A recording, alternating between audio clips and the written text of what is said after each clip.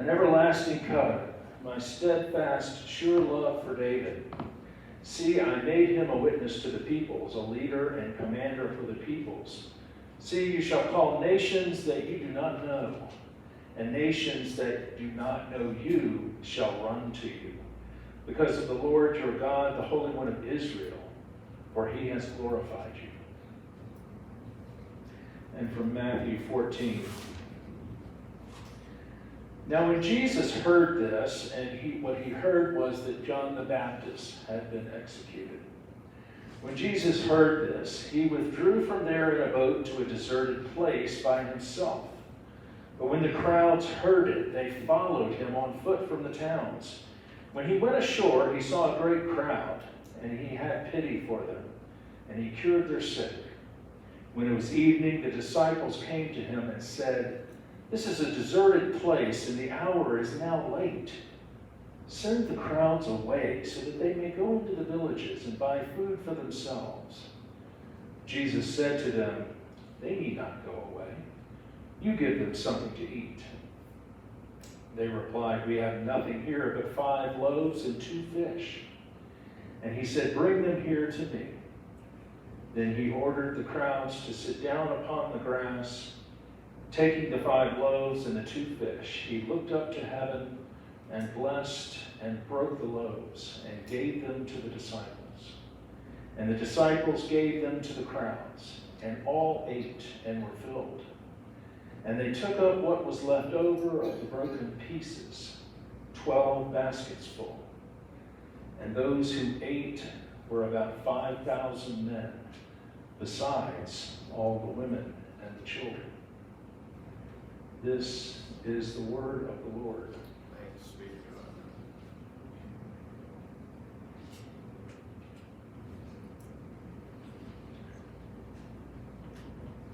Can I get my next slide, Kate? One afternoon in 2003, Susan Dickman, shown here, was finishing up her workday when she spotted 6 missed calls from the hospital. Her dad, who had recently been diagnosed with leukemia, was there for a lung biopsy. I raced over to the hospital, she recalled. When I got there, I was really stressed out. I was feeling in panic mode because I knew it couldn't be good. Susan got into the hospital elevator and started pressing buttons at random. She was so upset she couldn't remember her father's floor. Suddenly, from behind, I felt someone's hand on my shoulder, she said. At first, Susan felt defensive and didn't turn around. But soon, she felt herself beginning to relax. And that person, she says, gave me this very brief moment of calm in what I knew was probably going to be a pretty bad day, she said. Susan found her way to the right floor and ran over to her father's room. The doctors there told her that her father had died. Later, she thought back to that moment in the elevator. She realized that the person who put their hand on her shoulder might have worked in the hospital and might have known that her father had stopped breathing. Today, she thinks about that moment often.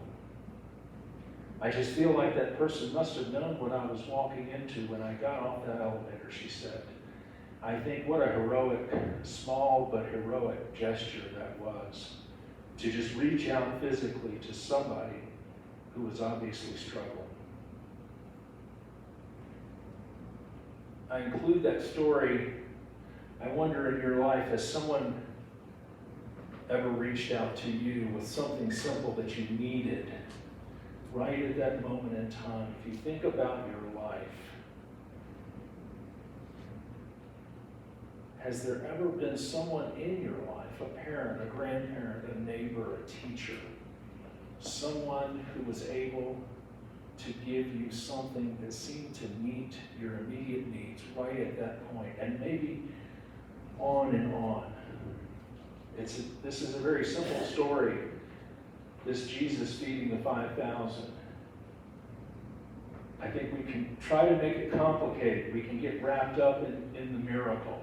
How did 2 fish and 5 loaves feed 5,000 people? But was it 5,000 people? No, that was just the men. For some reason, women and children don't seem to count for anything. So how many was it? Did when he took the loaves apart, did they sort of grow into more loaves? Did the fish multiply from 1 into an entire school? How did that work? Maybe the point of the story, though, is hidden in plain sight.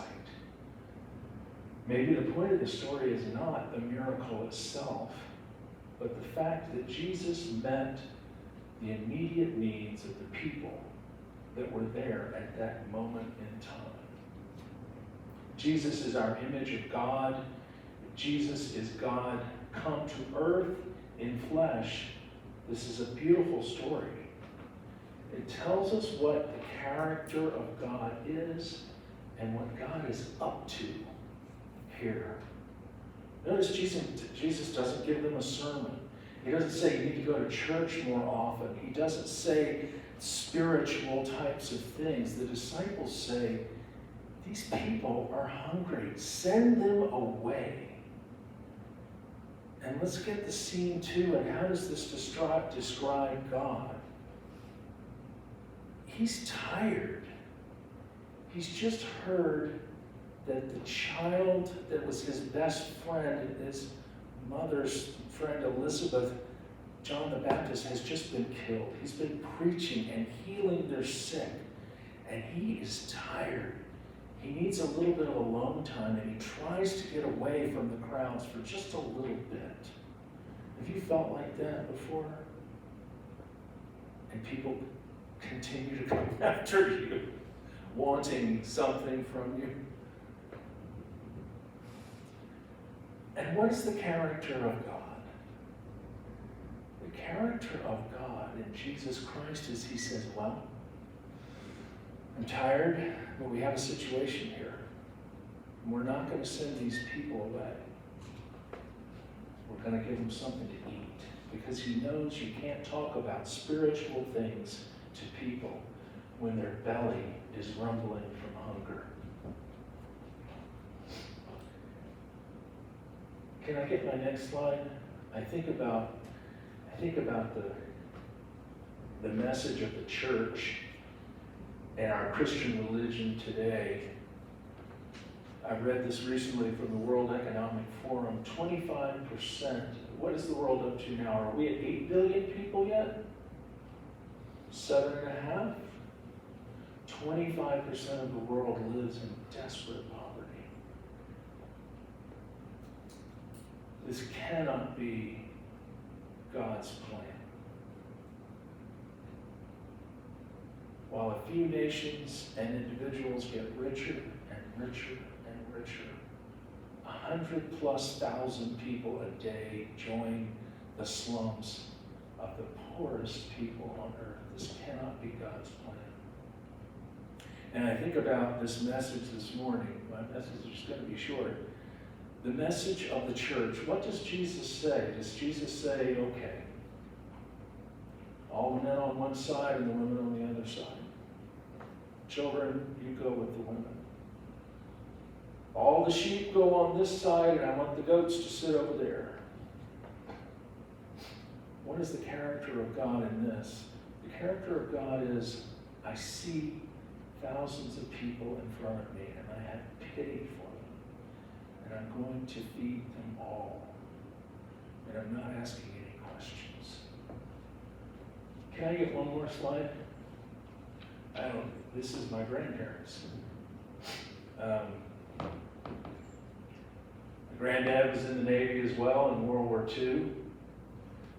And on the right is my grandmother. When I think about my life, and who is somebody, and she would be very embarrassed to hear me talk this way, but she can't stop me now. Who in your life exemplified Jesus' love for you? I hope that you have one. I hope you have one. My mamaw did for me. I think I told the story. I used to sneak upstairs, and we had 2 telephones in our house. We didn't have cell phones back then. There was one in my parents' bedroom, and there was one in the kitchen downstairs. And if you picked up one phone, you could hear what was going on in the other phone. Do you remember those days? And I would sneak up to my parents' room, and I would pick up the phone, and I would dial the number, 389-0825. I still remember the number. And I would call my mamaw. And she would pick up the phone, and she would say, "Hey, Charlie." And I'd say, "Mama, are you lonely?" And she'd say, "Oh, I'm so lonely." "Okay, I come over." I was too young to realize that there was a clicking noise that my mom or dad were on the phone. And I would usually get in trouble for doing this, but I just kept doing it anyway because I needed my mama. And I would go over, my parents would grudgingly take me over and apologize to my grandmother. And she would give me a big hug at the door and bring me into 4912 Ortega Boulevard. And my grandfather had this big sort of, I guess it was a lazy boy kind of thing, this big green thing, you know, and it had this handle on the side.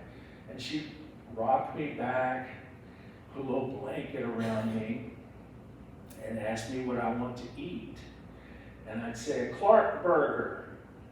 And there were these frozen hamburger patties that were sort of shaped in this thing. I think it's a southern thing. And I could smell her cooking my Clark burger with a little Lowry seasoned salt. And she would put on a television show called The Merv Griffin Show. Does anybody remember that show? And my granddad was real technologically, he was way advanced. He had this plastic thing with this one big button. And you could point it at the TV and press this button, and it was a remote control, and the TV knob would go. Does anybody remember those? And there was 3 stations, Channel 4, Channel 12, and Channel 17. And I'd watch Channel whatever it was, Merv Griffin, and she would bring me my Clark bar, and she'd cut it up for me. And my grandfather, God bless him, and he would say the same thing. He used to tell me, "Your grandmother's an angel." He'd sit there like, "Boy, you are," I mean, he was a country boy and a farmer. He's like, "Boy, you are so spoiled." And I'd just be like, "Yes." And she'd take me upstairs, and I'd have a bath, and she'd put my little PJs on. I'll stop the story in a second. But she'd read me Uncle Wiggily and put me to bed. This to me is the heart of the Christian religion, and it really is simple, isn't it? It's not about who gets to take communion. Does the communion wafer turn into the body and blood, or is it just a metaphor? These people get to take communion because they agree with us on this issue. These people don't get to. These people believe this, these people don't. We're angry as hell, and we're going to split, and we're not going to take it anymore. And, well, no, it's got Mamaw and Clark burgers and Uncle Wiggly. And Jesus meeting the immediate need with a heart filled with pity for the people around him. As I start to wrap up, I asked if you had somebody in your life that was this to you, and I hope you have. And I hope perhaps this will inspire us all to be the Mamaw or the Papa or whoever in your life, that you're able to show what it really means, I think, to be a follower of Jesus Christ. Jesus never once preached a sermon where he told people to go to church more, although I'm very grateful that you're here. I don't thank you enough for the gift that you give me to listen to me give you my ideas on a topic for 15 minutes out of your life every week, and I'm grateful for it. But never once did Jesus say, go to church more. But he talks about healing the sick and feeding the hungry all the time. Amen.